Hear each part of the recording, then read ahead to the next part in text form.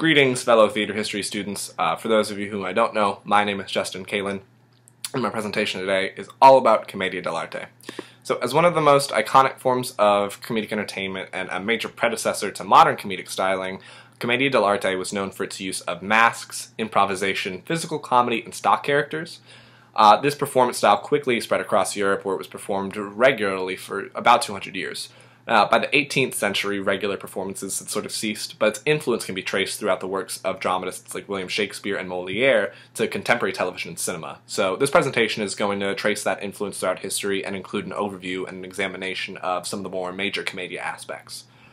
Beginning with the name, it's an Italian term that translates to comedy of professionals, and this is because it was comprised of actors who traveled in troupes and improvised their own material, so they didn't go off the written material of dramatists and they didn't have amateurs in their ranks. The origin of Commedia is pretty widely unclear. Brockett, who authors our textbook on page 172, talks about the lineage of Attilian farce from Rome, and others citing Italian farce from preceding centuries.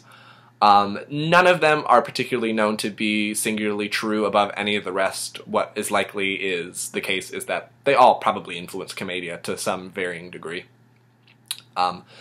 Brockett says again on page 172 that it's the earliest evidence is a contract dated to 1545, which appears to be that for a Commedia troupe, and the first clear reference to a Commedia troupe is made in 1568. Commedia was a pretty progressive form of comedy that included really complex storylines and highbrow humor, as opposed to buffoonery style. Faction of Fools, who created the Commedia dell'Arte curriculum, on page 3 talk about its legacy, including the first incorporated theater company, the first European actresses on stage, and a general sort of business model as an organized sharing plan in which all members assumed financial risk and divided the profit. So the article Characters, Scenarios, and Rhetoric on page 56 describes the years between 1560 and 1650 as the so-called Golden Age of Commedia dell'Arte. They were troupes comprised of usually 8 to 10 performers, sometimes more, sometimes maybe even less, and they each played half-masked characters like Panelone or Harlequin, or unmasked lovers throughout his or her entire career. These troupes traveled all across Europe, including Spain, Germany, Austria, England, and France, especially in France where it found a second home. They traveled really lightly, which was a key to their success. They didn't have to be bogged down by a lot of technical elements, so whenever they traveled, they could perform in, streets, in courts, for nobility, or for just people out and about, which was huge and very unique to their style. One of the major cornerstones to Commedia dell'Arte is stock characters. So each troupe had their own name for their characters, but Faction of Fools in their curriculum on page 3 again breaks down the archetypes into 4 major groups: the servants, or the zani, the old men, or the vecchi, the young lovers, inamorati, and the boasting captains, or the cappuccini. All of these characters revolved around performances that were a rigid social structure based on power and money, and that's a quote from Longman on page 11 of his Quintessence of Comedy. So this essentially meant that most of the scenarios were born from a status interaction between master and servant, although an article by Louise Peacock on page 63, and that is the article known The Conflict of Slapstick in Commedia dell'Arte, the double act of Panelone and Arcolino. She quotes that unrequited love, love triangles, disguise, and mistaken identity were also major plot elements that were utilized in all of their performances, and all of their stock characters sort of got entangled into those general sorts of ideas. Another major thing about Commedia dell'Arte was its use of physical humor. So traveling abroad, you didn't need to speak the language of the country, you could just use the physical humor to land the jokes.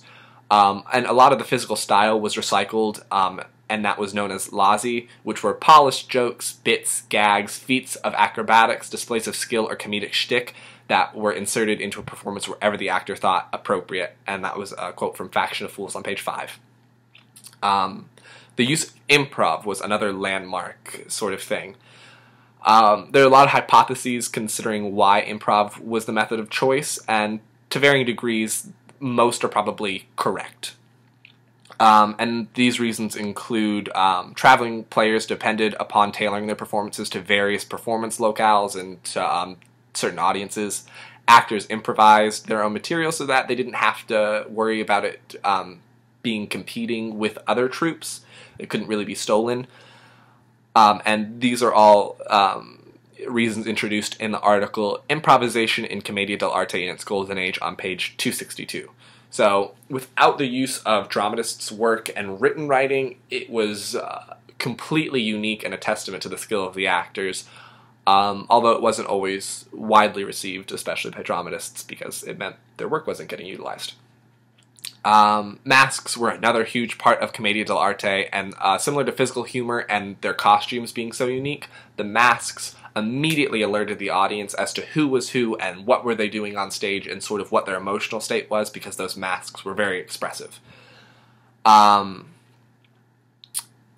Moving now throughout history, now that we understand those major attributes of Commedia, William Shakespeare was very seemingly influenced, although there's nothing to say he necessarily saw Commedia dell'Arte. He was a contemporary of some performers and performances, so it's safe to say he probably was exposed to some.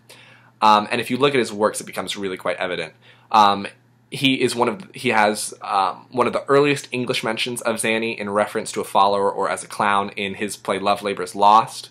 Again, in Twelfth Night, a character refers to those who laughs at the jokes of his enemy as fool Zannies. As You Like It contains a speech that refers to a slippered pantaloon. And in a really broad sense, he used the inamorati, or young lovers, as a reoccurring archetype in a number of his works, including Romeo and Juliet and A Midsummer Night's Dream. So oftentimes these love affairs were forbidden.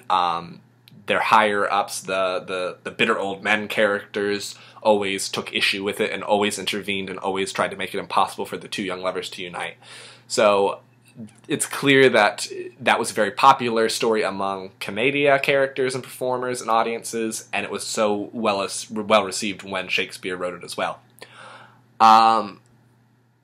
Shakespeare, usually you can trace a lot of his works to include master-servant relationships, crossed lovers, mistaken identities, nobility dressed as commoners, men disguised as women, and a lot of other really infamous devices that were integral to his comedies, but were also known to be integral to Commedia dell'Arte.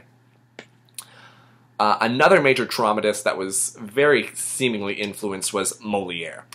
Many of his comedies borrowed on the storylines of Commedia, with a lot of his works incorporating a run of stock characters, masters, servants, fools, braggarts, cuckolds, mistresses, young wives, and an array of characteristic plot devices, which include schemes of mistaken identity, double crosses, domestic betrayals, and that sort of thing. And that is from the article written by Nicole Class, Molière, and Commedia dell'Arte, Past, Present, and Future on page 20.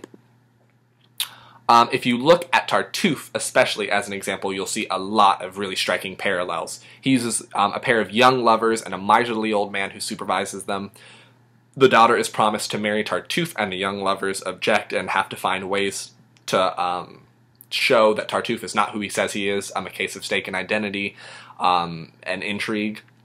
While the father character appears very much as a Pantalone character because he's wealthy, he's the status of the head of the house, and he orders around the servants, and he's deciding his daughter's marital plans, so he's got a lot of control.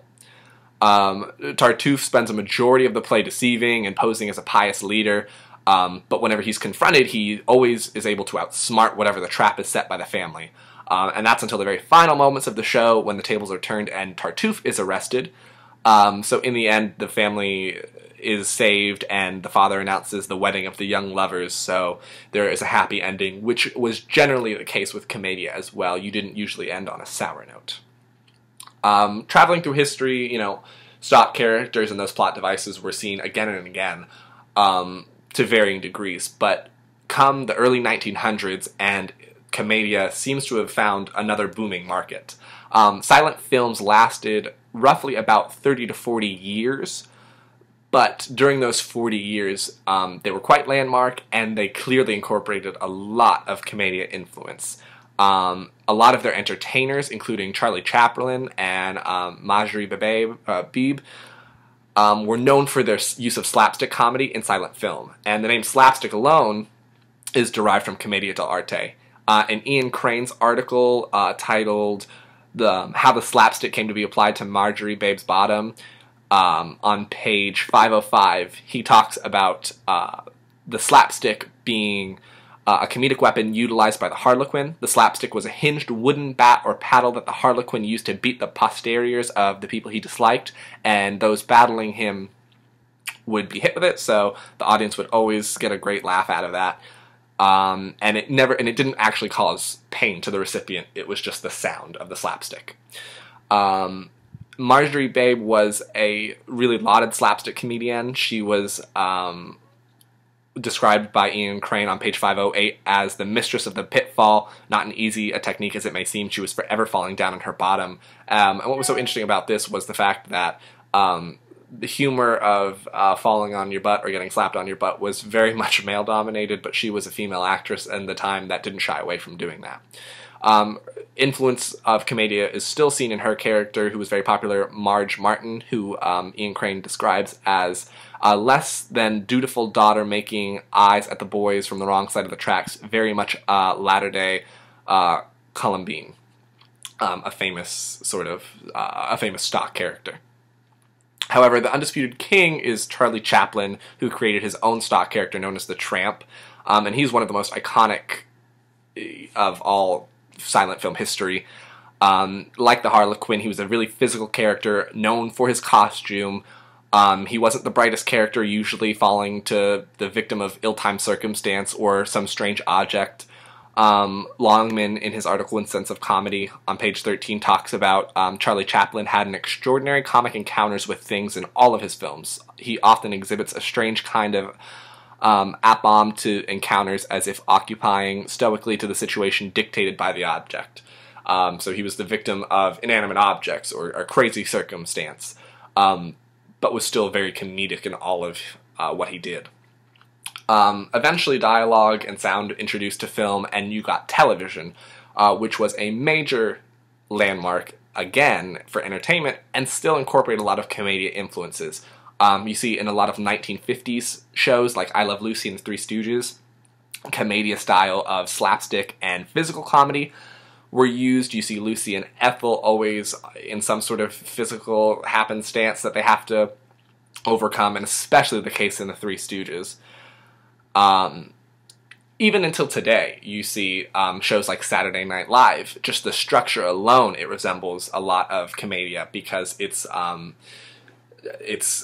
got sort of a rough outline of what's going to happen, but a lot of the dialogue is improvised. There's an opening monologue that sort of sets the tone. A lot of characters that the actors use appear again and again. There's a lot of physical comedy involved. So essentially, there's still a lot of Commedia elements included.